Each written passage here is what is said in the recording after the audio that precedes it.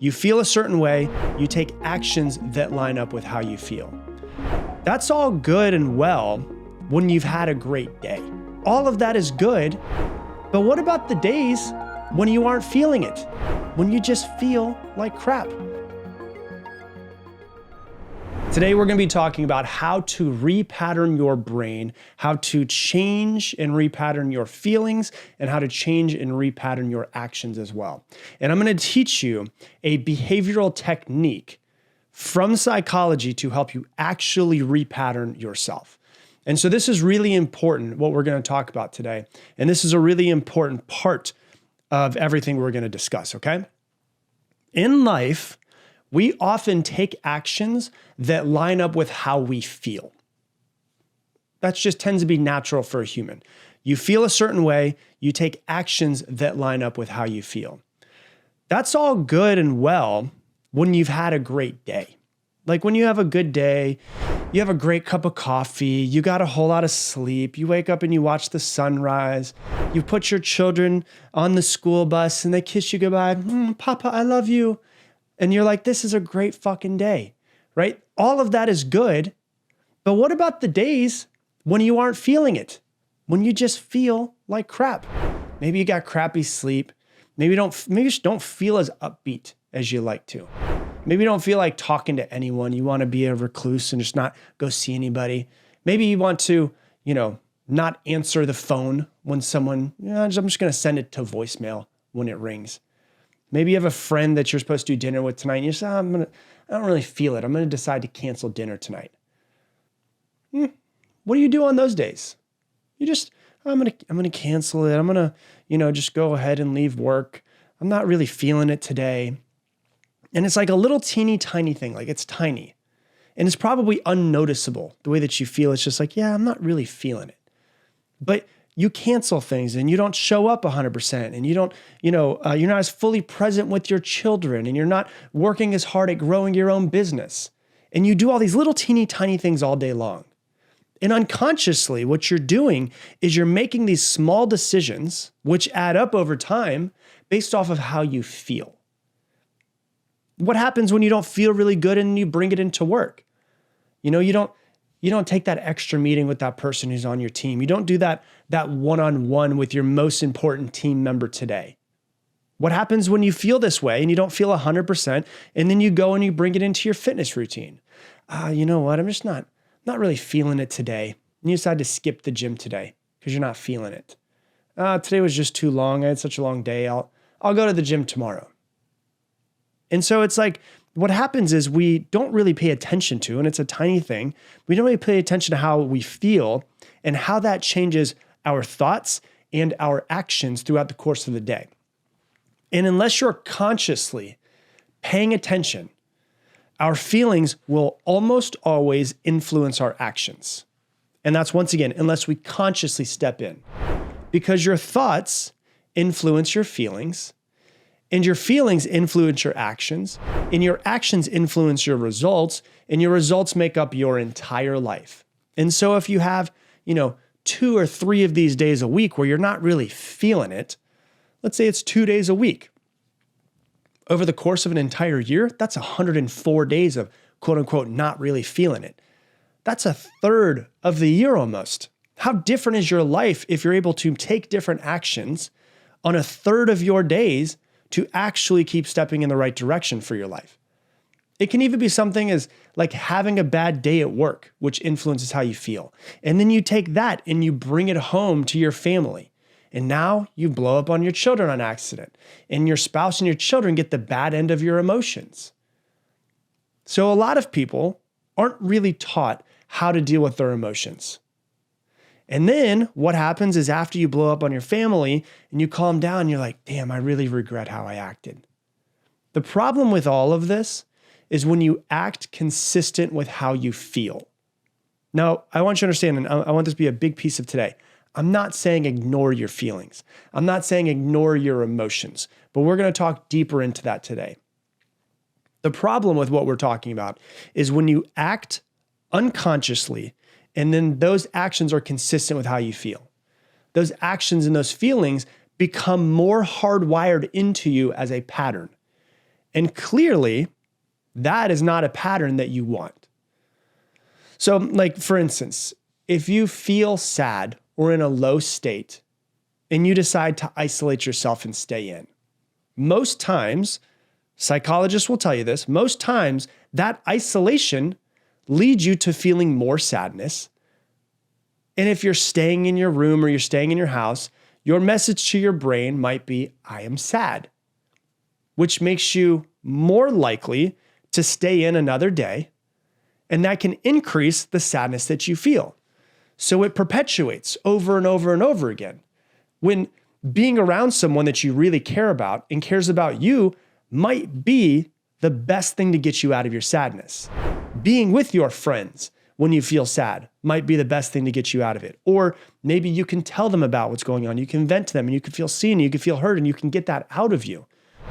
See, when we take actions that line up with how we feel, oftentimes what we're doing is we're adding fuel to the fire, and it becomes this self-fulfilling prophecy that's really a hard loop to get out of.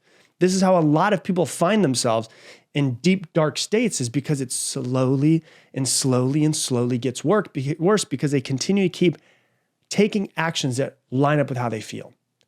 So then what do we do? What is it? What's the solution? Well, there's something that's really interesting in psychology that's called behavioral activation, which basically means this. When we identify how we feel, we do the opposite of how we feel. Because normally what happens, when you normally feel something, you act the way that you're feeling.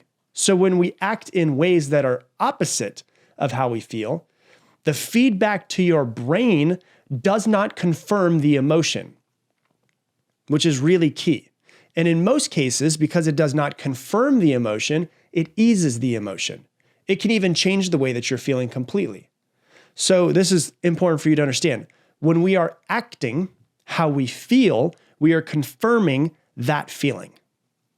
Okay? When we are acting how we feel, we are confirming that feeling, which then turns into this self-fulfilling prophecy. We get momentum in the wrong direction. But by acting the opposite of how you feel, you are not confirming it, which in turn makes it easier for us to change that feeling. Now, disclaimer, like I said just a minute ago, I'm not saying ignore your feelings. I'm not saying ignore your emotions. There is time for that. There is space for that. But understand, if there is something that you are trying not to repattern within yourself, this is something that you need to try. When you start to notice, and this is what's really important, is that most people don't really notice their emotions. Most people, if I'm being truly transparent, what I found over the 19 years of working with people are not really high with emotional intelligence. Like for me, I was never taught emotional intelligence. Life just kind of happened and we just kept, trucking on. It's kind of the way that it was. And then one day I woke up and I was like, I don't really understand how I am or how I feel or why I am this way. And so whenever I would feel an emotion and I noticed my body shift, I would notice my state shift, I was like, hold on, what's going on inside of me? And a lot of times at the very beginning, I was like, why do I feel this way? I don't know why I feel this way. And then what happens is you start to build more self-awareness. And so what you want to do is you want to start noticing, okay, I feel something inside of me. I feel kind of like low energy. I feel like, I guess a little bit sad. I feel like isolating myself. No. When you feel something, do something different. So if you feel like isolating yourself, call a friend just to come over or chat. Do a FaceTime with your best friend. If you feel lethargic, go for a walk. Get your body moving in some sort of way. If you don't feel motivated to do anything, take a small step in the right direction. You don't have to make a huge step, just take a small step in the right direction. If you feel negative, take a second and look around and say, what am I grateful for? Like, can I practice gratitude in this moment? If you feel, judgmental, compliment that person. If you notice yourself starting to feel really anxious, slow down, do deep breathing, and tell yourself, I'm safe. If you want to eat junk food, fast. If you're pissed off, smile anyways. If you're feeling really pessimistic, find something to be positive about. If you feel like a little negative Nancy and you're all up in your feelings, boo, boopy doo, watch a comedy.